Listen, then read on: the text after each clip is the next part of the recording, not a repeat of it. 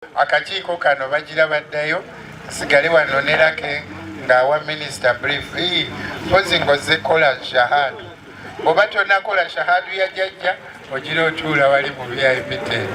NRM oye! Museveni oye! Basi oye! Mwebale nnyo mwebale ddala. Good afternoon, Minister of State for Lands, Dr. Honorable Sam Mayanja. By names of Ms. Luck Betty, Legal Research Assistant deployed in your office. Sebo Honorable Minister, ajo omukyala wa luzungu wano bana amusobola.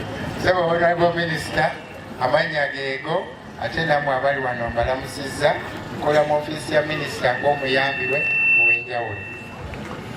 In August 2025, you assigned me with a big task. Omwezi ogw'omunaana wampa omulimu omunene ennyo Sebo Honorable Minister. To implement and follow up your directions following 38 complaints in Kassanda district.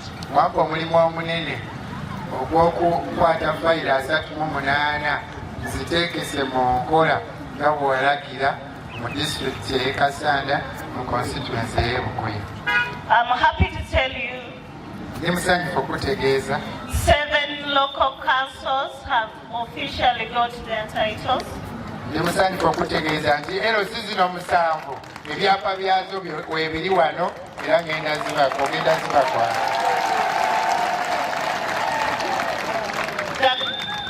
The other LOCs of Chijuna Sub-County, Lujinji, Chijuna LOC1, Chidunzi North, Chidunzi South, Nyonga LOC1, Lujinji A, Lujinji B, Lujinji C, Lujinji D local councils, Katikandege B, Pumude LOC1, Temega LOC1, all those are 13 local councils. Waliwo LOC endala 13 eziri ekijuna ekyakolako. I'm happy to inform you their title is also in the process. Ndi musanyufu okutegeeza nti n'ekyapa ky'ezo LOC 13 kinaatera okufuluma. And I believe we shall be able to achieve it in a month's time. Era mu mwezi gumu okuva kati tujja kuba omulimu ogwo twagumala dda. To effectively implement your directives and the presidential directives, because of the 38 complaints, olw'okuba LOC fayiro zaali nnyingi nnyo and they cover communal land, ate nga landi ya community, I decided to divide this work into phases. nasalawo okugabanya omulimu guno mu phases mu bitundu ebyenjawulo.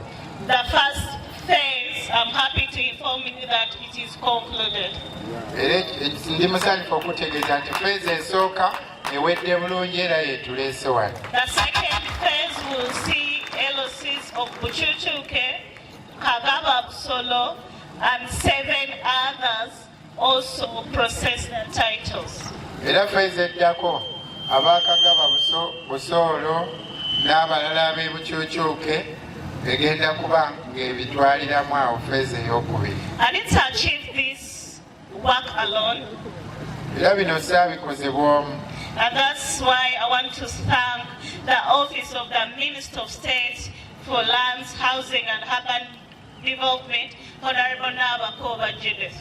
Era njagala okwebaza Honorable Nabakoba Judith olw'okukozesa ofiisi ye nga tukwataganira wamu neyo okugusa omulimu guno. She spearheaded this Eyakulembera mu mulimu guno and she allowed us to complete it.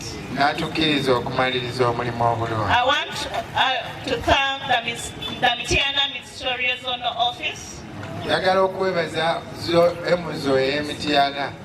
And in your capacity, the Principal Assistant Secretary, Dr. Ivan Ranyang. Naye okusingira ddala okwebaza Dr. Ivan Rwanyaga eyasobodde okukola omulimu guno n'agutwanguyisa era wuuyo awo abawobeddeko. There is no day I went to his office and he never received me. Sina lwe nagenda mu ofiisi ye n'atanyaniriza. There is no challenge he never solved. Tewali bisoomoozo ebyali mu ofiisi n'ebimugamba n'atabinyamba. And I believe also in other phases of this project, Era nkakasa ku pulojekiti eno eya fayiro 38 ajja kunyamba nnyo okusobola okukola obuvunaanyizibwa bwe wankwasa. Soomooza kwange okusinga kuli ku District Land Board. But I want to thank you Nenjagala okwebaza that in the end we will be victorious. nti ku nkomerero bw'amala okwogera nabo ne tusobola okukkaanya. And they have given their support. Era nabo bamaze ne batuyamba nnyo. However much is still wanting. Wadde mu bulamu obutonotono. Nze sikoma kwebaza ekitono omuntu kyampadde. Sijja nze kudda mu luzungu. The Minister, I signed this office on behalf of the Office of the Minister of State for Lands, and it's your office who achieved this. Era ofiisi yo yekoze bino ebintu kubanga kwampa amaanyi n'ebiragiro. With the delegation the Honorable has given me, I would like to welcome you so that we hand over this. Era emopya nzikiriza nze abakuyita ojje tukwasa abantu ebyapa bino ate obabuuzeeko